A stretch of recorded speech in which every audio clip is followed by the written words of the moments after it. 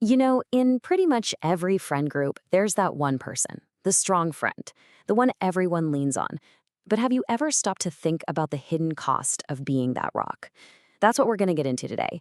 This silent, emotional tax that comes with carrying the weight for everyone else.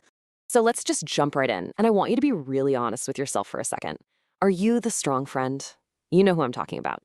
The one whose phone is never off, who always seems to have the perfect thing to say, the one holding it all together while everyone else is, falling apart. Right. So every friend group has that anchor, the reliable one. Maybe it's a role they picked up in childhood, or maybe it's just who they are. But this is the person who becomes the safe harbor in any storm. And look, it's an amazing, super valued role to have. But let's really dig into what that actually means day to day. I mean, the job description for the strong friend is a lot. They're not just one thing, they are a total multitasker of emotional support. They're the listener who never judges. They're the planner making sure everyone feels included. They're the soother calming down anxieties. And they're the fixer, always jumping in to solve problems, big or small. Basically, they become the default caregiver for the entire group. But here's the thing about being the default caregiver. It comes with a hidden price tag. It's a toll that almost never gets talked about because, well, the strong friend is supposed to be strong, right? So let's peel back the layers and see what's really going on. Okay, so the first cost is something called emotional labor overload.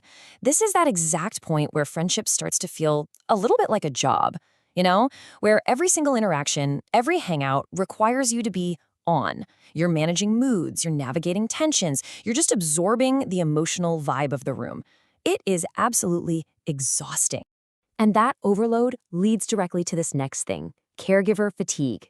This isn't just being tired. This is a deep, soul-level exhaustion that sets in when your support stops being a gift and starts being an expectation. Suddenly, the whole dynamic is just off. It's unbalanced. You give and you give and you give, but getting that support back, it never seems to make it onto anyone's to-do list. And just think about what that fatigue actually feels like. It's not just in your head. It's a physical thing. This quote says it all. The strong friend literally learns to hold other people's stress in their own body. It becomes this constant, low-grade tension that they carry around everywhere, whether they even realize it or not. This creates this huge, huge disconnect between what people see on the outside and what the strong friend is feeling on the inside. Outwardly, they look totally calm, cool, and collected, the picture of control. But internally, their nervous system is on constant high alert, always scanning the horizon, just waiting for that next crisis they know they're going to have to manage. So, what happens when that nervous system just stays on high alert for way too long? When that one-sided friendship just keeps going and going? Well, the mind, in its incredible wisdom, actually ticks in a self-protection mechanism. Because eventually, that tension becomes unbearable, and it can cause the bond itself to start breaking down. It's this psychological process called attachment depletion. And it's so important to understand this. This is not a conscious choice. It's not a personal failing. It is a straight-up biological response. When the emotional cost of a relationship gets way too high, the brain is smart enough to see the problem, and it starts to pull back from that bond to, save energy and protect itself from more damage. Yeah, so when that constant giving just becomes too much to handle, the mind's only real defense is to just go numb. This emotional shutdown isn't a choice, it's a survival instinct. It's the only way the system knows how to stop that constant draining flow of energy. And the experience of this is just really sad. The strong friend might still show up. They'll answer the phone, they'll give the advice, they'll go through the motions. But on the inside, there's this hollowness. That warmth and joy and hope that used to define the friendship, it starts to fade. And all that's left is this quiet, heavy sense of obligation. So, how can you tell if you're getting close to this point? Well, the good news is your body sends out warning signals long before you hit a total breaking point. And this is so, so important to get. You have to reframe these feelings. They are valuable data, not personal defects. So I want you to pay attention to these 3 key warning signals. First up, resentment. That little nagging feeling of unfairness when you realize, hey, this support is a one-way street. Second, dread. You know that feeling when you see their name pop up on your phone and your stomach just sinks with anxiety instead of lighting up? And finally, that blank feeling. That state of just numbness, or detachment right after a conversation where you've given a whole lot of yourself away.